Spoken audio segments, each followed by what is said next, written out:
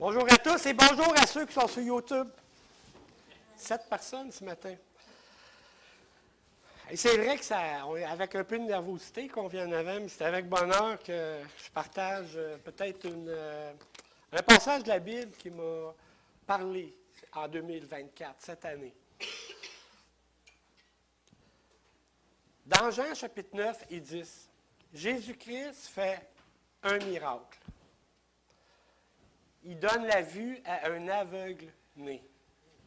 Et à partir de ce miracle-là, les choses se sont bousculées. On peut voir dans 9 et 10 que l'aveugle passe un mauvais moment parce qu'il est emmené devant les chefs religieux et les pharisiens. Et il finit par dire à un moment donné, écoute, tout ce que je sais, c'est que j'étais aveugle puis que je vois. C'est tout. Et ils veulent lui faire dire, non, non, non, c'est pas le Messie, puis toutes ces choses-là. Et l'aveugle dit, jamais on a entendu dire que quelqu'un ait ouvert les yeux d'un aveugle né. Si cet homme ne venait pas de Dieu, il ne pourrait rien faire. Et à partir de là, les pharisiens ont commencé à prendre Jésus à partie publiquement, devant les gens. À partir de là, ils ont commencé, ils ont dit qu'il parlait par un démon. Ils l'ont traité de blasphémateur. Jésus-Christ, à un moment donné, ils leur ont dit pour le prendre à partie, « Hey, dis-les donc franchement, là, une fois pour toutes, Jésus, es-tu le Christ? Es-tu le Messie? » Et Jésus-Christ, il répond, « Vous ne croyez pas ce que je dis? Je vous le dis, puis vous ne le croyez pas. Essayez de voir les œuvres que je fais. Il parle, il témoigne du fait que c'est le Père qui m'envoie. Regardez, puis vous ne croyez même pas avec ça. » Alors les pharisiens, ils continuaient à insister. Et finalement, Jésus-Christ leur a lâché la phrase. « Le Père et moi, nous sommes un. » Ça ne leur en prenait pas plus. Ils venaient de blasphémer. Alors, ils ont ramassé des pierres pour le lapider. Bon, la parole, Jésus-Christ dit à un moment donné, pour quelle œuvre vous me lapidez, là? C'est pas pour des œuvres, c'est pour ce que tu as dit, c'est pour le blasphème. Et là, c'était public, c'était devant les gens. Et la parole nous dit que Jésus-Christ a pu s'en aller. C'est pas expliqué dedans pourquoi, mais on voit que là, il est parti avec ses disciples dans un lieu pour peut-être faire descendre la pression un peu. Mais on voit que c'était sérieux, là. Il voulait le lapider publiquement. On pense que ce n'est pas arrivé parce que les pharisiens, les Juifs qui voulaient le faire, se sont dit, « Oh, attends, on est devant la foule. » Et il y a des gens dans cette foule-là qui croient en lui, et il y a des gens qui sont troublés par le miracle qu'il a fait. On va attendre un peu, là, on ne le fait pas. Et Jésus-Christ a pu partir. Et c'est là qu'on est rendu. Je voulais vous donner l'arrière-plan. Tournez avec moi dans Jean chapitre 11. 11. 11, oui, c'est ça.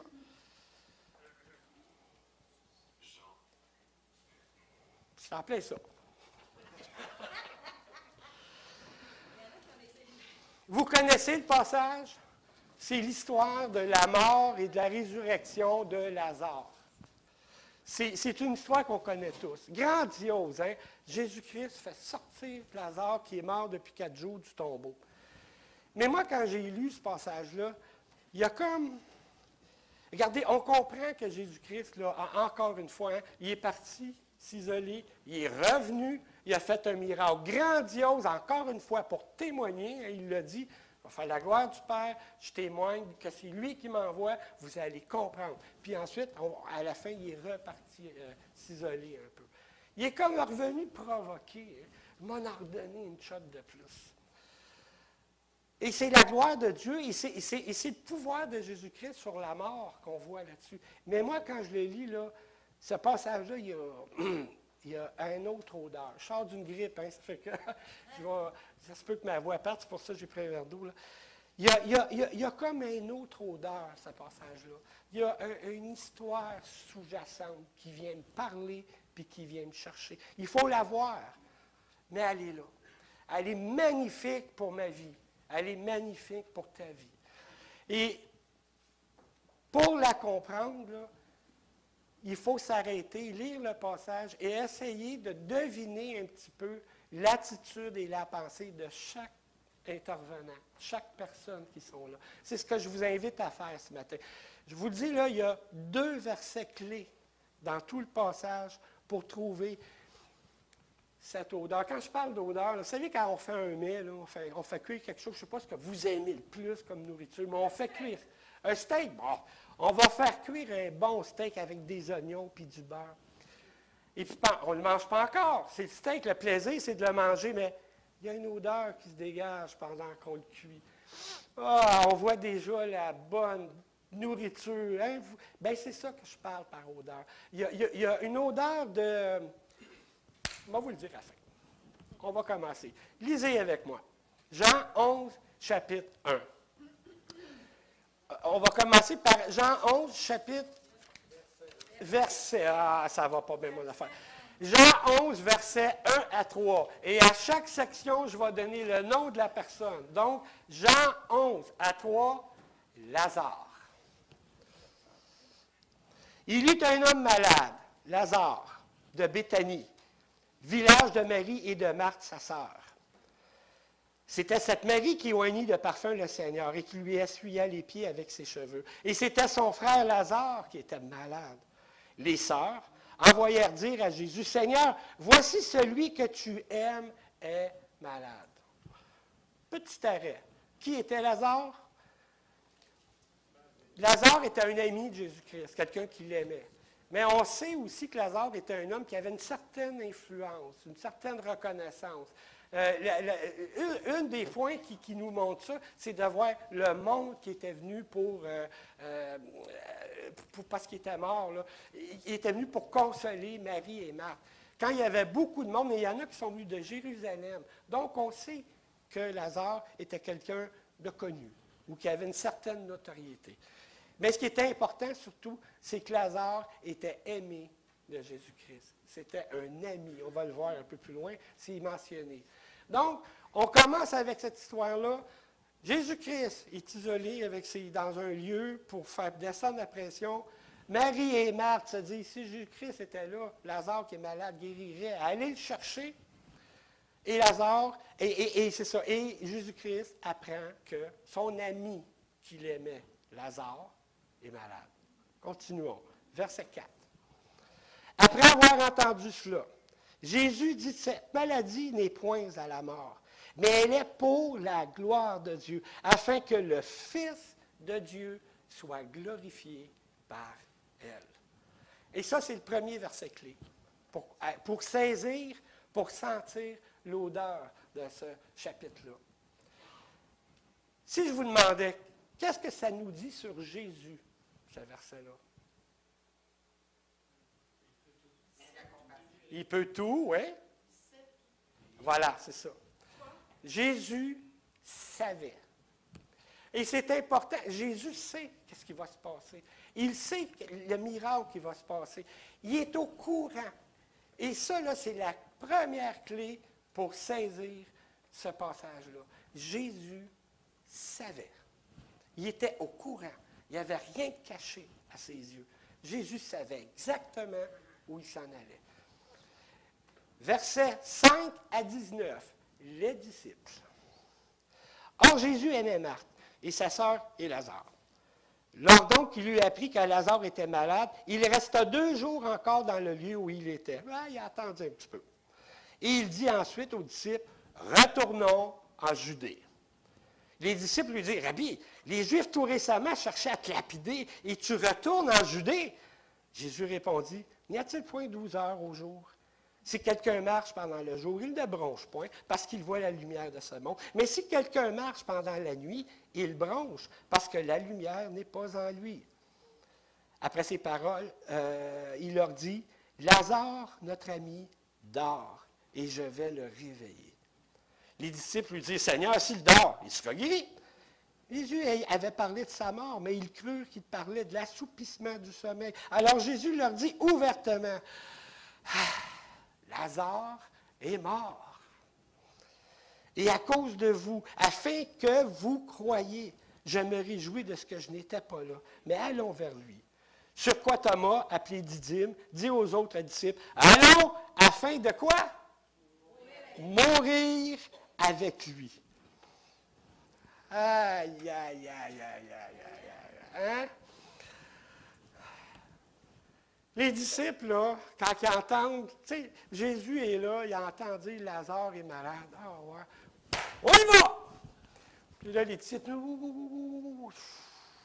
Maître, avec tout l'amour, le respect que j'ai pour toi, ils viennent d'essayer de te lapider. On va y retourner, on attend un peu. Ben oui, mais je me mets à leur place, j'aurais probablement fait pareil. Et là, Jésus-Christ leur dit, non, regarde, moi je marche dans la volonté de Dieu. Je fais la volonté de Dieu. C'est ça la lumière. Je ne marche pas dans le noir. Je ne crains rien. Pas peur. Oui, il va. Puis là, il leur lance un Lazare, il dort. Bon, je vais aller le réveiller. Cool, maître! Il dort. Il n'est pas malade. Pas besoin d'y aller. C'est ça qui ressort de l'histoire. Et là, Jésus-Christ, OK, Lazare, il est mort. Là, imaginez les disciples. Jésus-Christ leur dit, Lazare, il est mort. Pas longtemps avant, il a dit, je vais le réveiller. Mais ça semble, c'est clair, tu sais. Qu'est-ce qu'ils font? On va aller mourir avec le Seigneur! Wow! Ils focussaient sur le danger qui était là. Il y avait la foi en leur Seigneur. Mais ils focusaient, leur idée était focusée sur mourir. C'était ça le mot qu'ils avaient en tête.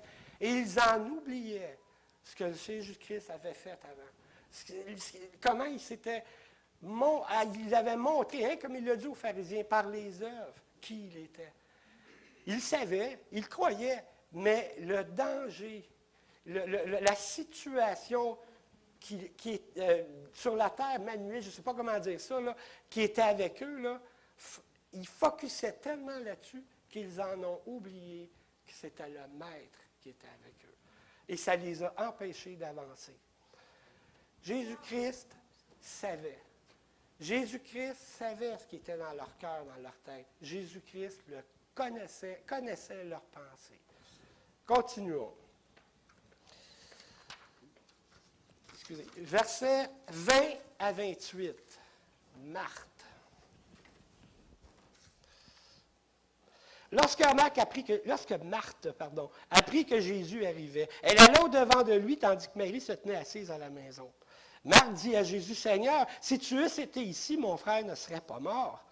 Mais maintenant même, je sais que tout ce que tu demanderas à Dieu, Dieu te l'accordera. » Jésus lui dit, « Ton frère ressuscitera. » « Je sais, lui dit Marthe, qu'il ressuscitera à la résurrection, au dernier jour. » Jésus lui dit, « Je suis la résurrection et la vie. Celui qui croit en moi vivra quand même, il serait mort. Et quiconque vit et croit en moi ne mourra jamais. Crois-tu cela, Marthe? » Elle lui dit, « Oui, Seigneur, je crois que tu es le Christ, le Fils de Dieu, qui devait venir dans le monde. » Ayant ainsi parlé, elle s'en alla, puis elle appela secrètement Marie, sa sœur, et lui dit, « Le Maître est ici et il te demande. » Moi, j'aime bien Marthe. Pour ce qu'on en connaît de la Bible, hein, parce qu'on connaît l'histoire, hein, quand Marie a lavé les pieds avec ses cheveux et que Marthe a dit « Hey, dis-y qu'elle vient de m'aider, on est débordés. » Moi, j'aime bien Marthe. Je m'identifie d'un certain côté à elle. Avez-vous vu ce magnifique passage-là sur Marthe? Excusez, je vais prendre une gorgée d'eau.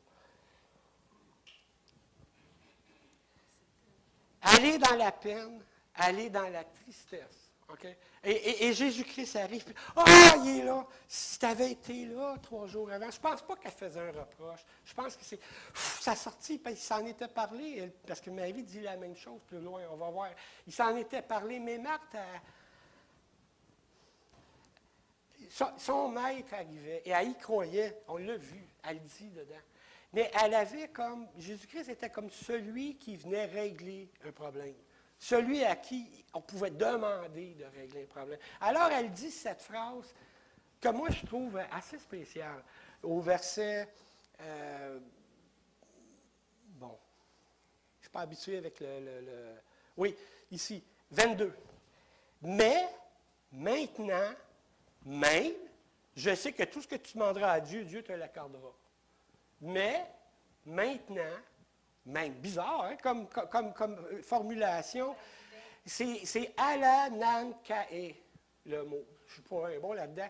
Et c'est vraiment ce que ça veut dire. Ça veut dire, mais, maintenant, même. Même quoi, Marthe? Mais maintenant, même quoi? On dirait qu'elle ne veut pas dire. Elle a une demande à faire, un espoir en dedans qu'elle veut donner, mais elle arrête là, elle ne va pas plus loin.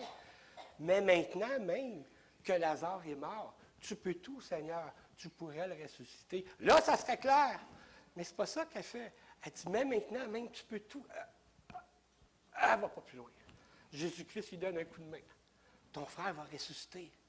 C'est ça que tu voulais dire, hein? Ton frère va ressusciter. Là, Marie, le cerveau se met à marcher. Sûrement qu'il ne veut pas parler de ressusciter aujourd'hui. Oh oui, Seigneur, oui, je le sais qu'il va ressusciter. Il va ressusciter à la fin des temps. Tu sais? Mais là, on dirait qu'elle n'est pas capable de l'exprimer. Pourtant, elle a bien dit, mais même maintenant, c'est-à-dire là où Lazare est mort, elle avait quelque chose à dire, mais elle ne lui a pas donné. Manquait-elle de foi? Elle n'avait-elle pas compris? Le texte n'est pas clair là-dessus.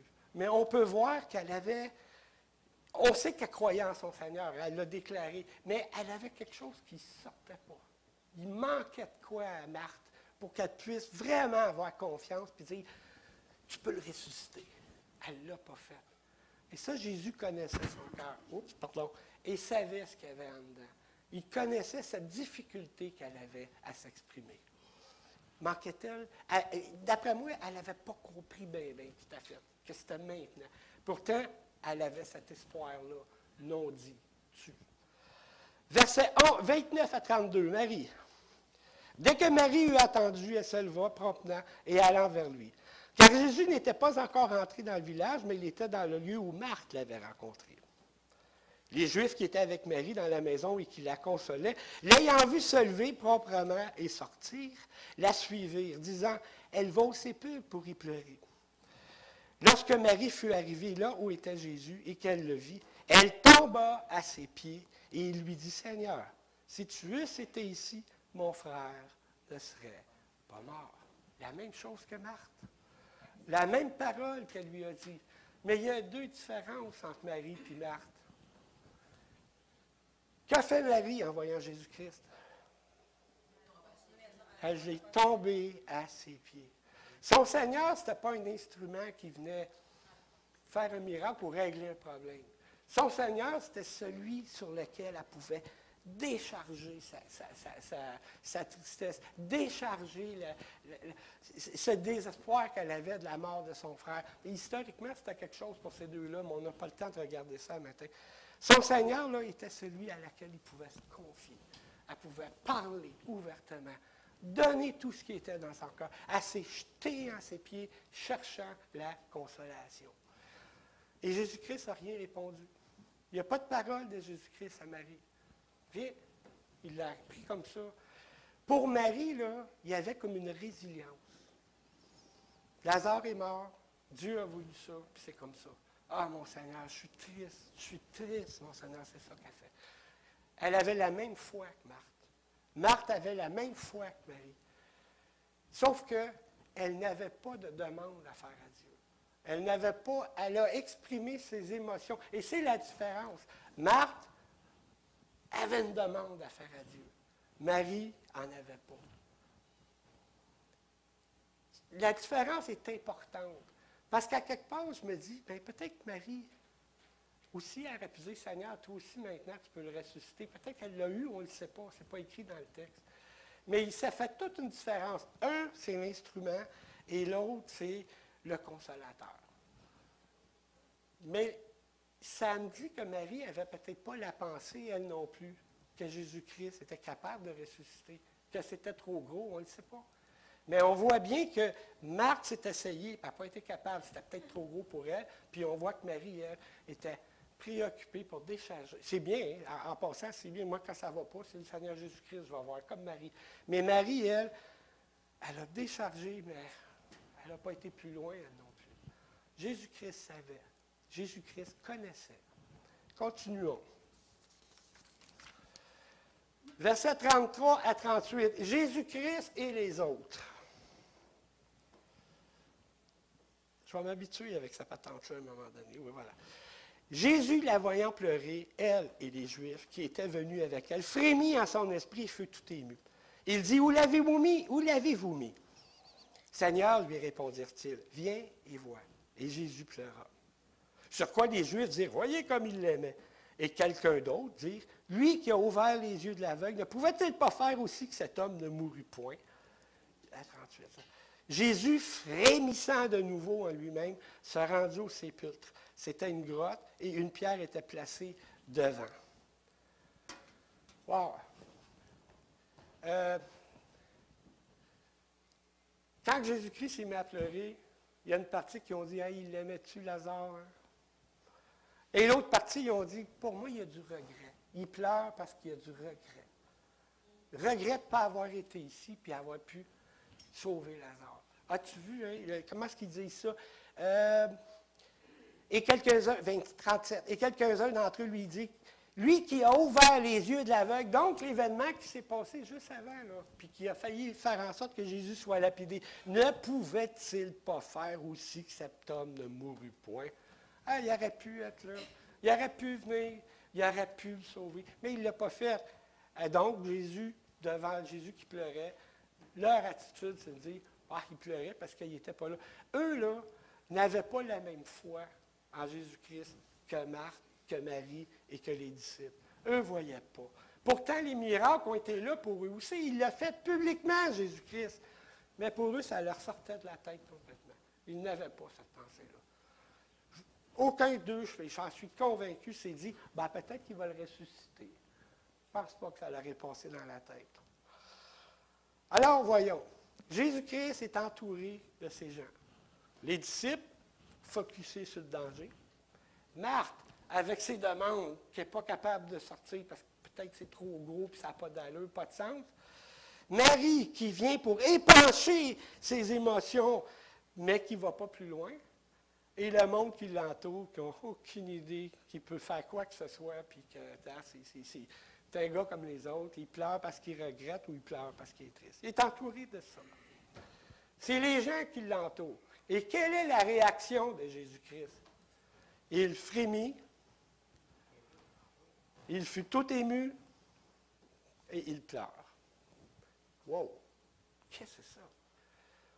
D'après vous, que veut dire le mot frémir? Trembler, tressaillir, vibrer. C'est quoi frémir?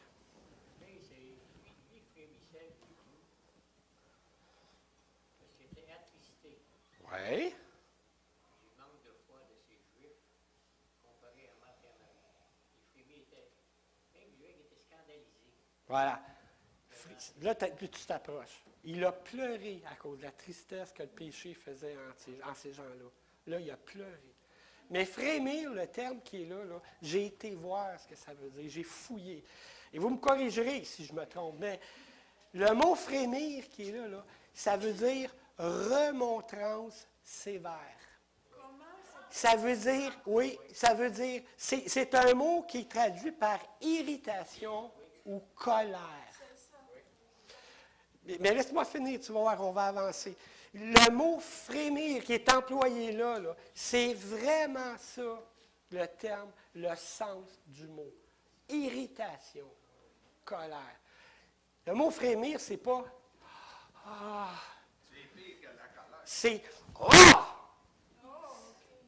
C'est ça que Jésus-Christ a fait. Et on se demande, mais pourquoi tu as frémi? Pourquoi tu es en colère? Il voyait ces gens qui étaient autour de lui. Ces gens, il y en a qui ne croyaient pas en lui. Il y en a qui croyaient, mais ils ne sont pas capables d'aller assez loin. Donc, ils focusaient. On voit tous ces gens-là. Il voyait l'effet du péché sur les gens qui l'entouraient. Il voyait le travail de l'ennemi qu'on appelle Satan dans leur cœur pour l'empêcher d'être capable de voir plus loin que le monde dans lequel il vivait. J'ai guéri un aveuglé. J'ai nourri une foule, etc. On peut en mettre. J'ai guéri un grabataire qui descendait du toit. J'ai marché sur l'eau, les disciples, vous étiez là. Puis ils n'étaient pas capables d'aller plus loin.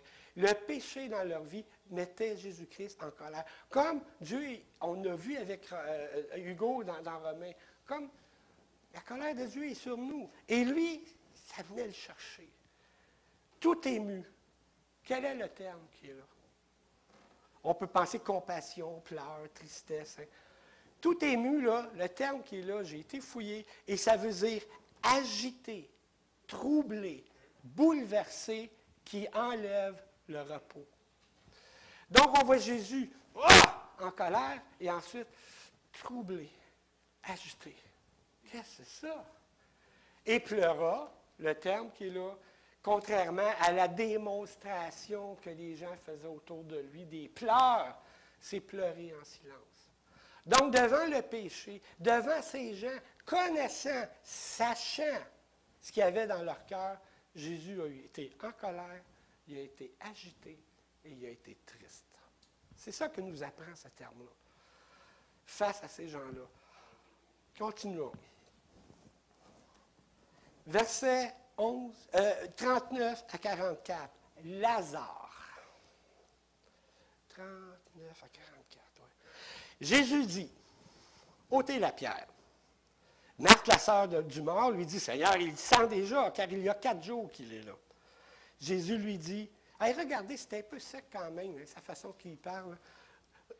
Ne t'ai-je pas dit que si tu crois, tu verras la gloire de Dieu? On peut sentir, en tout cas, moi, c'est ce que je sens, cette espèce de petite colère-là, d'irritation que Jésus avait. Je viens de te le dire. Continuons, sinon ça va prendre trop de temps. Ils ôtèrent la pierre, verset 41. Et Jésus leva les yeux en haut et dit, Père, je te rends grâce de ce que tu m'as exaucé. C'était déjà fait. Pour moi, je savais, ben oui, il savait, on le voit depuis le début, Jésus savait. Pour moi, je savais que tu m'exauces toujours, mais j'ai parlé à cause de la foule qui m'entoure, afin qu'ils croient que c'est toi qui m'as envoyé.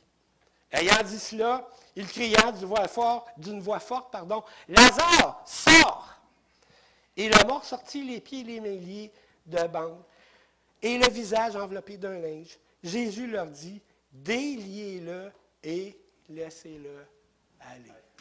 Wow. Il n'y a rien dans le texte, j'aurais aimé ça, mais il n'y a rien dans le texte qui nous dit comment était Lazare une fois qu'il a été sorti. Non, mais pensez-y, là. Imagine-toi, André, là, tu es dans la salle comment est-ce qu'on appelle ça, exposition, là, tu sais, quand un salon mortuaire, là. Un salon funéraire, c'est ça. Hein, assis, couché dans ta tombe, les gens viennent pleurer, et tout à coup, tu te lèves. Hein? Non, mais, je suis où, là? Ils ne le disent pas. Puis je pense que c'est correct. J'aurais aimé ça le savoir. Mais c'est que. Non, bien, Marie et Marthe, là, quand ils ont vu sortir Lazare, le cœur, il a dû sauter un taux. Je ne sais pas comment, là, mais. Tu sais. Mais le texte ne dit qu'une seule chose de Lazare. C'est que Jésus-Christ a dit déliez-le et laissez-le partir. Jésus m'a donné la liberté, car il m'a racheté en mourant sur la croix. Et voilà. Déliez-le, c'est la seule chose qui est dit. Aucun commentaire, rien. Déliez-le, puis laissez-le partir. Liberté, libéré des bandeaux et de la mort qu'il avait. Qui peut me dire combien de temps il me reste? J'ai oublié de regarder. En tout cas, je ne sais pas grave. Yes, on va finir ensemble. Jean 5, versets 26 et 28. Car comme le Père, c'est Jésus qui parle, je vais vous le lire, car comme le Père a la vie en lui-même, ainsi il a donné au Fils d'avoir la vie en lui-même. Il lui a donné le pouvoir de juger parce qu'il est le Fils de l'homme. Ne vous étonnez pas de cela, car l'heure vient où tous ceux qui sont dans le sépulcre entendront sa voix et en sortiront. Et le miracle qui est là, c'est une prédémonstration que Jésus-Christ, c'est vrai ce qu'il disait. Il ne croyait pas, mais c'était vrai ce qu'il disait. Regarde, je l'ai dit et ça s'est fait. C'est le Père qui m'envoie. Je suis le Fils de Dieu. La résurrection de Lazare, là, c'était quelque chose grandiose. Hein? Ça n'avait pas d'allure. T'sais. Imaginez quelqu'un rentre, puis le gars il est mort, ou la sœur, puis lève-toi. Puis il se lève, puis il part. Moi, je vais sauter une coche. Sérieux, ça n'a pas d'allure. Mais, en même temps, ce grandiose miracle qui témoignait de Jésus-Christ allait avoir un lourd sens pour Jésus-Christ. Allait avoir un lourd résultat. Et on va continuer la suite. 45 à 54, les principaux sacrificateurs et les pharisiens. 45, c'est ça. Plusieurs des Juifs qui étaient venus vers Marie et qui virent ce que fit Jésus, crurent en lui. Wow! Bon, il n'y avait peut-être pas encore la grâce puis le salut, mais ils ont cru en qui il était. Mais quelques-uns d'entre eux allèrent trouver les pharisiens et leur dire ce que Jésus avait fait. Et ça, Jésus le savait aussi. Alors les principaux sacrificateurs et les pharisiens assemblèrent le Sanhédrin et dirent, « Que ferons-nous? Car cet homme fait beaucoup de miracles. Si nous le laissons faire, écoutez bien ça. Là, on est rendu au verset 48. Jean 11, 48. C'est pour ça que tantôt, j'ai dit, allez pas au verset, je vais vous le lire. Jean 11. Tu l'as?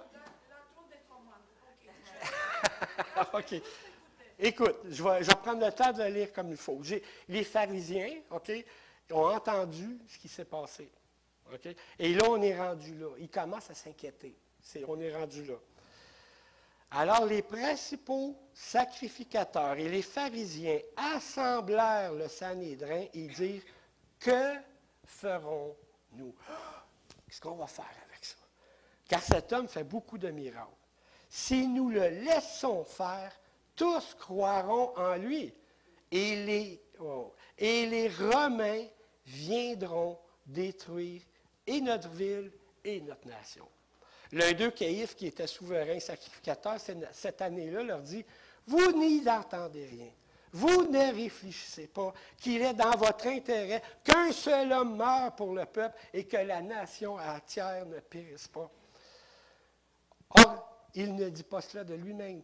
Mais étant souverain sacrificateur cette année-là, il prophétisa, je pense que bien malgré lui, que Jésus devrait mourir pour la nation. Et ce n'était pas pour la nation seulement, c'était aussi afin de réunir en un seul corps les enfants de Dieu dispersés. Hey, c'est nous, ça. Dès ce jour, il résolut de la faire mourir. C'est pourquoi Jésus ne se montra plus ouvertement parmi les Juifs, mais il se retira dans la contrée voisine du désert, dans une ville appelée Éphraïm, et là il demeurait avec ses disciples. Que ferons-nous? Hey, ça les fatiguait solide. Hein? Et là, ils ont donné une excuse, une justification, en tout cas que moi je considère bidon. Les Romains vont s'en prendre à nous autres parce qu'ils se font passer pour le Messie, puis ils font des rassemblements. Ils vont attaquer la nation, ils vont la détruire. Hey! Jésus-Christ n'a jamais prêché la rébellion contre les Romains. Jamais. Au contraire, quand quelqu'un a voulu le prendre, lui tendre un piège, justement pour qu'il dise que les Romains ils étaient contre. Puis il leur a demandé, « Hey, il y a César sur la pièce, à qui qu'on paye les impôts? » Jésus-Christ a dit, « Rends à César ce qui appartient à César et à Dieu ce qui appartient à Dieu. » Fais ce que tu dois faire. Les Romains, tu dois payer des impôts, fais-les. Jésus-Christ n'a jamais prêché la rébellion contre les Romains. Jésus-Christ a bien souvent, avant ce moment-là, eu une foule autour de lui. Il a fait des miracles dans cette foule-là. Jamais les Romains n'ont fait quoi que ce soit contre ça. Jamais. Alors, c'était une excuse bidon. Mais pourquoi il faisait ça? Regardez au chapitre 12. Je vais le lire. Jean 12. Si tu veux, je vais le lire. Chapitre 12, verset, là, il faut que je trouve le bon verset. Oui, verset 42. Juste le verset après.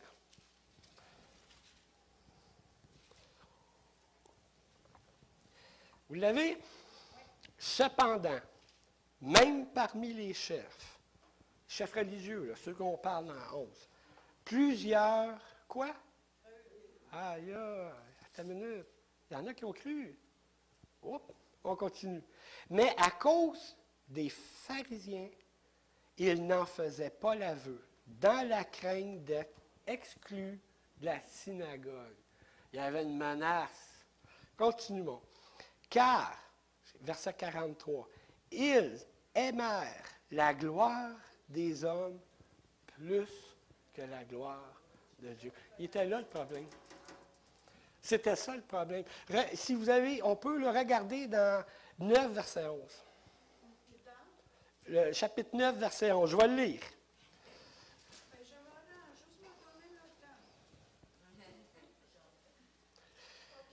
C'est 9, Jean 9, 11, verset 11. C'est ça. Il répondit, et ça, c'est les parents de l'aveugle-né, justement celui qui avait tout provoqué, là. Il répondit, l'homme qu'on appelle Jésus a fait... Attends, c'est tout ça? Je me suis trompé. Ah, j'ai pas le bon verset.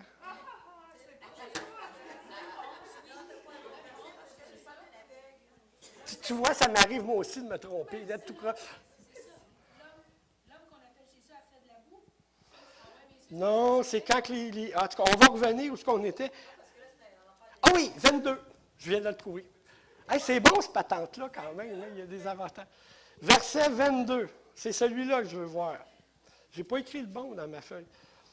Ses parents, donc les parents de l'aveugle-né, dirent aux chefs religieux cela parce qu'ils craignaient les Juifs. Car les Juifs avaient déjà convenu que si quelqu'un, quoi, reconnaissait Jésus pour le Christ, il serait exclu de la synagogue. La menace était sérieuse. C'était quelque chose d'assez...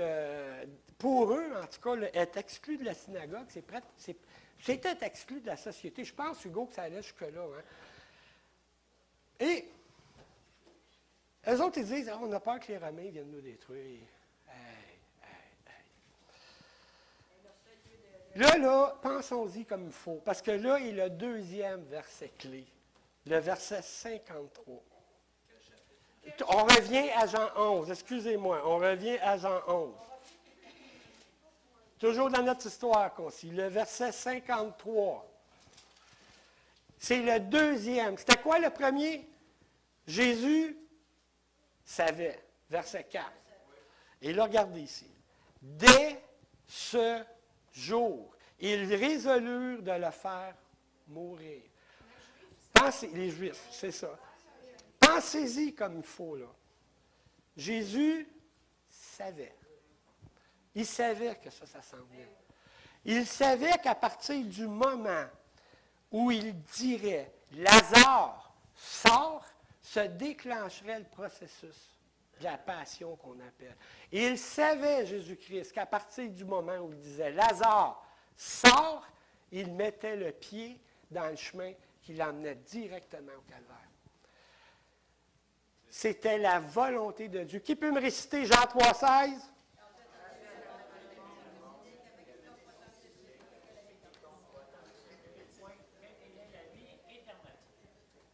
Car Dieu a tant aimé le monde qu'il a donné son Fils unique.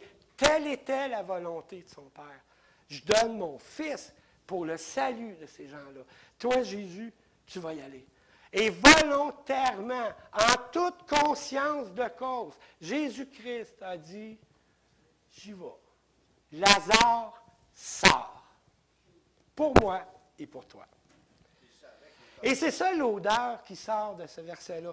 Je voulais vous lire, je ne peux pas trop prendre le temps parce que je devrais faire une application. Pensez à Jésus-Christ dans le jardin de Gethsémani. Il prie 3 fois, les grumeaux, les anges viennent le secourir. Et comment ça se termine? Non pas ma volonté, Père, mais la tienne. Le chapitre 11 de Jean, pour moi, l'odeur, c'est une odeur de Gethsémani. C'est une odeur du jardin des Oliviers. C'est une odeur qui me dit, Dieu m'aime assez que volontairement, je m'en vais à la croix pour toi et pour moi. Ça, c'est l'odeur qui sort de là. Le chapitre nous montre Jésus-Christ faire un miracle qui témoigne de lui, qui témoigne à la gloire de Dieu. Comme il l'a dit, c'est ça, on n'enlève pas ça. Mais ce chapitre-là est un pré-Gethsémani. C'est Jésus-Christ qui accepte de suivre. Peut-être, comme les disciples, es-tu trop préoccupé par le monde qui t'entoure, par tout ce qui arrive, pour plus voir trop que Dieu existe et qu'il t'aime. Peut-être crois-tu que tout cela n'a pas de sens, bien trop facile, ça n'a pas d'allure, je ne demande pas, j'oublie ça, comme Marthe. Peut-être n'es-tu jamais, c'est-il jamais venu à ton esprit que Jésus-Christ est mort sur la croix pour te sauver. Tu ne le sais pas, ça ne t'est jamais venu comme la foule qui l'entourait. Peut-être Jésus-Christ est quelqu'un vers qui tu vas quand ça va mal. Tu te mets à ses pieds, mais tu laisses de côté la grâce et le salut qu'il t'offre, comme Marie. Ou peut-être, on oublie la méchanceté qu'il n'avait, c'est pas de ça je parle. Ou peut-être que comme les pharisiens, ta religion est suffisante. Tu dis, mes œuvres me sauvent, alors que non, la Bible enseigne le contraire. Prends le temps. Et peut-être sur YouTube, il y a quelqu'un dans 1 an, 5 ans, je ne sais pas combien de temps que ça reste là-dessus, ce message-là. Là. Si tu l'écoutes, dis-toi une chose. Jésus-Christ est venu sur la terre parce que Dieu est en colère. Il est venu sur la terre parce que Dieu t'aime. Il est venu sur la terre parce qu'il y a quelque chose dans ta vie qui t'empêche de communiquer avec lui. Ça s'appelle le péché. Et cette chose-là qui t'empêche de communiquer et qui te lie à ça, Jésus-Christ est venu et il a dit, hey, donne-moi-le. Il est échappé, c'est pas grave. Bien, vous le savez, frère, j'ai des problèmes avec mes mains. Là. Et ça, là, Jésus, merci. Et ça, Jésus-Christ l'a pris à ta place. Et toi, tu es délié. Comme Lazare. C'est ça que ça m'apprend, ce chapitre-là. C'est vraiment, là, l'odeur qui est là, c'est une odeur qui sent le grand amour de Dieu pour moi. Prenez le temps d'aller lire dans Jean. Lisez le chapitre de Jean si vous n'êtes pas habitué. Ou si, même si c'est un peu bizarre ou vous n'avez pas le goût de le faire comme Marc, prenez le temps de lui parler. Montre-moi, Seigneur, je ne comprends pas tout. Et si jamais tu connais quelqu'un dans ton assemblée qui parle de Jésus-Christ, qui parle de la grâce, va le voir, pose des questions, mais de grâce. Bon, jeu de mots. De grâce. Intéresse-toi à ce que Jésus-Christ a fait dans ta vie. Et si tu es chrétien, parce que je finis avec ça, c'est la dernière application. Si, pour nous, chrétiens, frères et sœurs, il y a une application à faire. Vous savez ce que ça veut dire? Hein? On prend quelque chose puis on l'applique dans d'autres choses qui n'ont pas nécessairement rapport. Dans nos vies en 2024, et c'est ça que je vous disais au début que ce chapitre-là m'a parlé. En 2024, quand je l'ai lu, c'était en 2024. OK? Si dans ta vie, il y a des choses qui sont trop grosses et qui dépassent ton attendement, comme Marthe, si tu as des problèmes de santé, si tu es inquiet pour tes enfants, tu ne sais pas ce qu'ils vont faire plus tard, ils prennent un chemin différent. Si les gens qui t'aiment s'abstinent en tout cas, sans discussion, ils ne veulent rien savoir du salut que tu leur partages. Si les temps sont trop durs, trop raides, tu as le moyen d'arriver, tu n'as pas d'argent, et toutes sortes de choses. Si tu as des problèmes personnels que tu n'arrives pas à régler, même nous comme Église, si le projet bâtiment nous dépasse un peu, hein, il y a comme un temps là, de flottement. Là. L'offre a été refusée. Et l'autre bord, là, ils sont prêts à l'acheter quand on se répète. On dirait qu'il n'y a rien qui bouge. À quelque part, Seigneur, j'aimerais donc savoir ce que tu fais. Je ne comprends pas là, où on s'en va. Moi, ça devrait aller plus vite comme Marc. C'est pour ça que je m'identifie un petit peu à elle. On dit souvent que notre Église vieillit. Je vois Chapeau, là, je suis venu avec Hugo il y a 2 semaines, on a débarqué ça. Lorsqu'on avait fini, il y avait à moitié des gens que... Avec Richard. Notre Église vieillit, puis on ne vient pas à bout de voir la relève arriver. Souvenez-vous de Jean 11. Jésus-Christ nous aime. Et Jésus-Christ le sait. Il le sait. Prions. Père éternel, je viens vers toi, puis je te remercie pour ta parole qui nous parle. Mais je te remercie surtout ce matin pour le merveilleux amour que tu as eu pour moi, pour la grâce que tu m'as donnée, qui a changé ma vie complètement. Père éternel, j'ai confiance en toi. Je le sais que tu sais ce qui se passe en dedans de nous, toutes les inquiétudes, toutes ces choses qui se passent en dedans de nous.